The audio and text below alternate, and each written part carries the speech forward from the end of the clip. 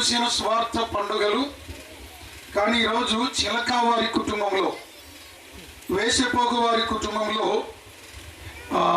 వివాహ పండుగ కనబడుతుంది. Festival, marriage festival. వాస్తవికంగా చెప్పాలి అని అంటే చాలా మంచి యవనుడు. అలాగే వేసపోగు వారి కుటుంబంలో దివ్యారాణి చాలా మంచి యవనురాలు. ఇద్దరు చూసినప్పుడు చాలా సంతోషం కలిగింది నాకు.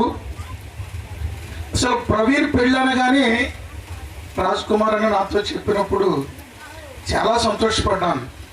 తప్పకుండా ప్రవీణ్ పెళ్ళికి ఎన్ని మీటింగ్స్ ఉన్నా కూడా రావాలనిపించింది. ఎందుకంటే ప్రవీణ్ అంటే నాకు లవ్ అన్నమాట. ఓకే, ఎందుకంటే మా సిస్టర్ కుమారుడే కాబట్టి. వాస్తవికంగా ఈ సమయంలో ఏలియారాజు అన్న కూడా లేడు ఇంట్లో. ఇద్దరు మాత్రమే, తమ్ముడు పాల్ రాజు, అలాగే రాజ్ కుమార్ అన్న, పెద్దవాడు ఏలియారాజు అన్న ఉన్నారు. కానీ వారు ప్రభు నందు ఉన్నారు. అయినప్పటికీ కూడా ప్రభు ఈ కార్యక్రమమును గొప్పగా జరిగిస్తూ ఉన్నాడు. ఈ యొక్క చిలక వేసపోగు వారి కుటుంబాలు ఇప్పుడే కొత్తగా జంటగా చేయబడడం కొత్త ఏం కాదు.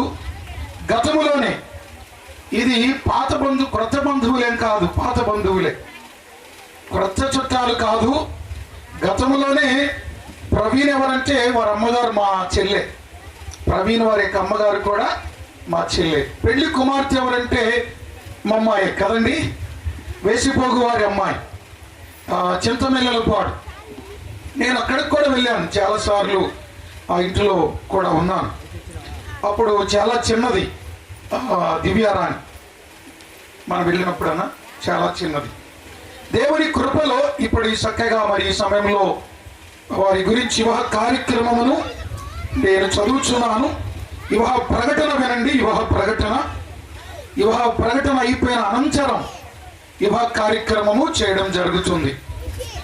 ముఖ్యంగా చిలక వారి పెండ్లి సందడి, అలాగే వేసపోగు వారి పెండ్లి సందడి. ఈ రెండు కుటుంబాలు మరలా జంటగా చేయబడుతున్నాయి. అంటే ఈ రెండు కుటుంబాల మధ్య ఆ దేవుడు ఎంతో మంచి బంధమును, మంచి అనుబంధమును దేవుడు ఏర్పాటు చేశాడు. ఆ కారణం చేత దేవునికి కృతజ్ఞతలు చెల్లిస్తూ ఉన్నాను. ముఖ్యంగా మరి చిన్న కాసయ్య గారు, అలాగే మేరీ గారి యొక్క కుమారుడు, మేరీ